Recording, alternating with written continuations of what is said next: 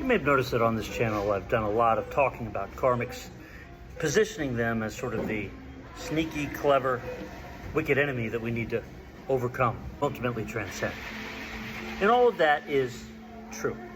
But at no point during these conversations have I wished to truly turn karmics into some sort of an enemy that we need to battle. See, because the only way to actually transcend karmic wickedness is forgiveness. And forgiveness is easier said than done. So the question I want to address here in this little video is how and why to forgive the karmics. I'm not going to lie.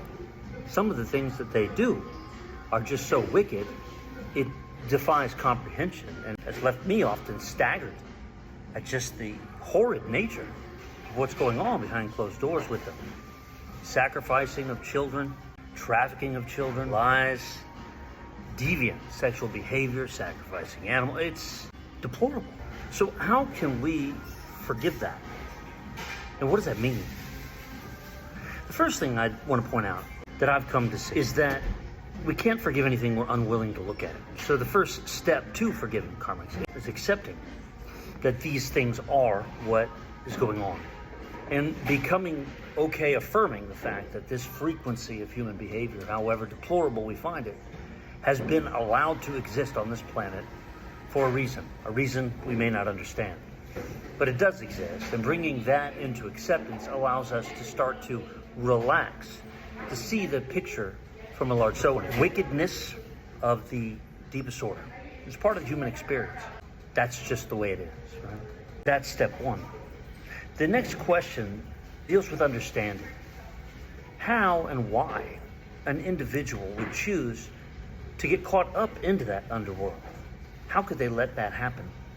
How could they take joy, for example, out of chasing children through tunnels and get erotic charge off the screams of people they're trafficking, who they keep in dungeons? I mean, this is wicked, man.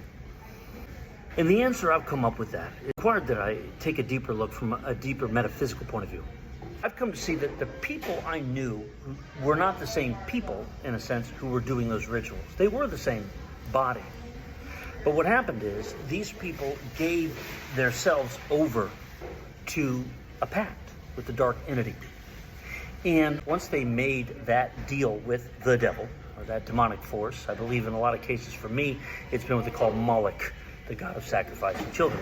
Once they made a deal for worldly gain with this demonic force.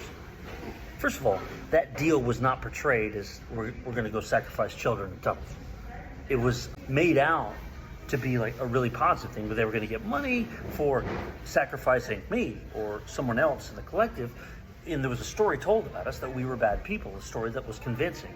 And there was a lot of black magic done on them to glamorize them. So they made a deal at some point that looked good on the surface. And that deal ended up turning over time into a slippery slope, where gradually that part of their unconscious that they were unwilling to look at, and without exception, the people who got caught up in this that I knew were not people who were doing shadow work. That dark part of them that wanted to believe the lie and that was in denial of darkness ultimately began to be fed by this demonic force until it came to a point where they'd been socialized into a group where this was just the way it is and it was acceptable. Social proof of the fact that this is normal, this is good, this is fun, for a good cause, whatever that is.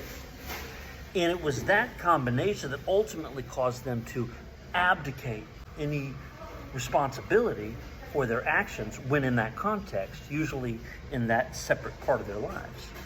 So they ended up dissociating their everyday personality from this other part of them. It became sort of a Jekyll and Hyde consciousness. And so when they've been doing these things, it's almost as if the part of them who's doing that is not aware of the everyday part. So then they would come back into the world on their everyday consciousness and try not to think about it, right?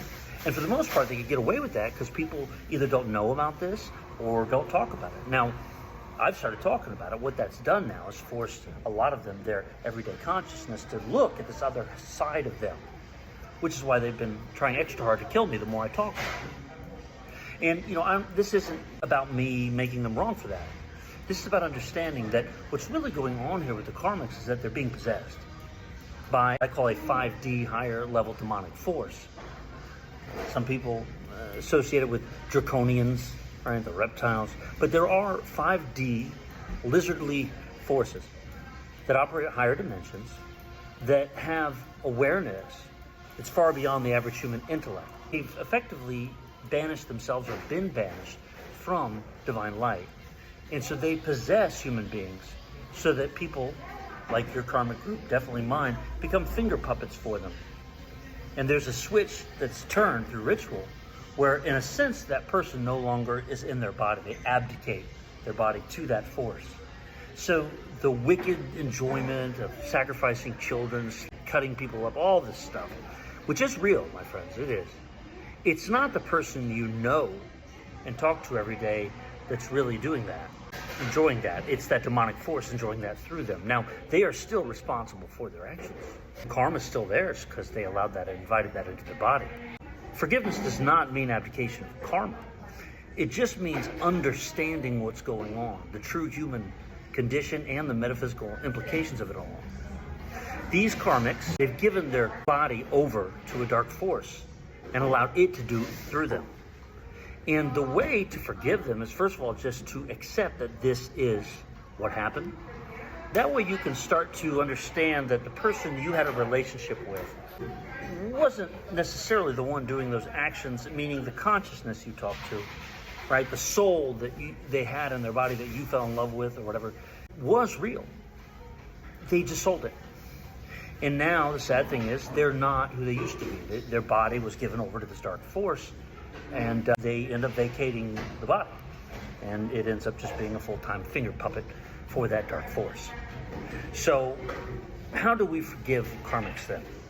Knowing this, I say the first step is understanding that this is just the way it is. This is an ancient spiritual war that's been going on. These dark demonic forces have been pissed off at God for a long time because they wanted to create a certain reality that involved killing, and God said no, and banished them from the eternal light within. And they don't feel that's fair. They feel that they should have a right to use their will to destroy everyone else's free will. I mean, that's what they believe, and they're mad as hell. So the way then to forgive them is to let them do their thing and let God take care of it. Vengeance is mine, saith the Lord, right? Accept that part of reality, but then focus on what you love and radiating your light and happiness, trusting God to work it out and protect you and your children. And in terms of what it means to be loving to them, understand that the way to be loving to them is not to indulge them with pity or sympathy. The way to be loving to them is to actually not feed them at all with the energy that they're getting, and call justice and judgment without attack.